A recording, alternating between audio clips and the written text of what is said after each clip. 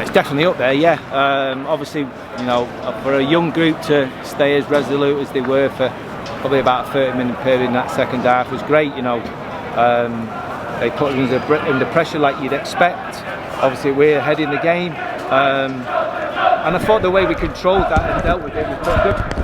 What about fans? First of all, I mean, they're still singing now. It felt fantastic to have them back, didn't it? Yeah, it was brilliant. Obviously, you know, when the goals went in, you know, that adrenaline rush that you get, and the loud noise that they create, the fact that there was only 3,000 here. I did say before the game it'd probably feel like 10,000 were in here, and that's exactly what it was like. First off, you had your chances. There was a couple that hit the post. Was the message at half-time, keep believing one of these is going to go in?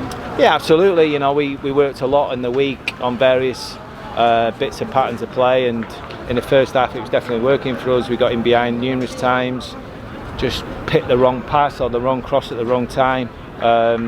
Like you say, Ben had a good chance, and it was almost, you know, try give me just a little bit more but do the same thing, and we went in front, and I think obviously when we went in front, like I say, you just naturally sit back a little bit and we allowed them to dictate the play a little bit, but having said that, getting the second goal obviously gives us a little bit more of a breathing space. It was probably a 30-70 ball that Liam Bridcut won on the edge of the area that led to the goal. Absolutely, you know, listen, we see Brids, we see him do that in training all the time. We certainly see him do it since he's been here. You're thinking like, come on, make a save, and you're expecting the keeper to make a save, and Bridge just gets himself in front of it. And then your team really had to dig in, like you said, for 20-25 minutes. And that's what I was saying to you before we went on air, you were a poker player, because I was wondering if you kept looking at McGrandles thinking, do I shore up, I just still look for that second goal, and you wanted that second goal? Yeah, we were toying with it time and time again. I can assure you in the second half, you know, shall we do it, shouldn't we do it? We know that they're match winners, you know, Brennan and Morgs. Obviously Scully was having a good night, but tired towards the end. So I think it's about trust. I think sometimes you just got to trust your players to see games out, and ultimately we did that, and we kept Brennan on the pitch, and obviously he come up trumps. At half time in these sorts of things you can have lost the ties. You've just got yourself in a good position, haven't you? That's where we are now. Yeah, it is a dangerous one, but it's certainly a position I'd rather be in than not be in. I'd certainly prefer to be going to the stadium and like with a 2-0 lead rather than a 2-0 deficit against us. So listen, we have to go there and just be sort of have the mindset of trying to win the game. You know, we've got the best away record in the league this season, and we just have to go with that type of mindset. Joe came in very, very calm as a keeper. He did everything you could have wanted of him today. Yeah, he made a couple of vital saves, which was great.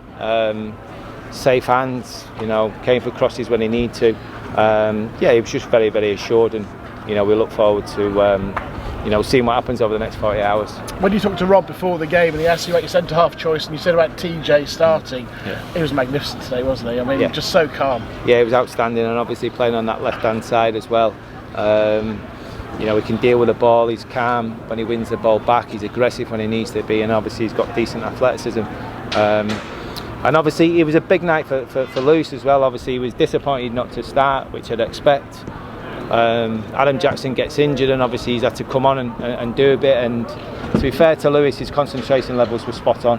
It's not easy coming off the bench, especially the centre half, and when he did, he certainly applied himself properly. And on Adam Jackson, is it an injury that's going to keep him out of the playoffs? Probably. He felt it in the warm-up a little bit, to be fair. He felt he could get through it. It's a calf injury. We don't expect him to have any more involvement, so potentially Joe Walsh might be available with the squad on Saturday. He did a little bit yesterday, he'll do a little bit more tomorrow and train Friday, so we'll see where we go.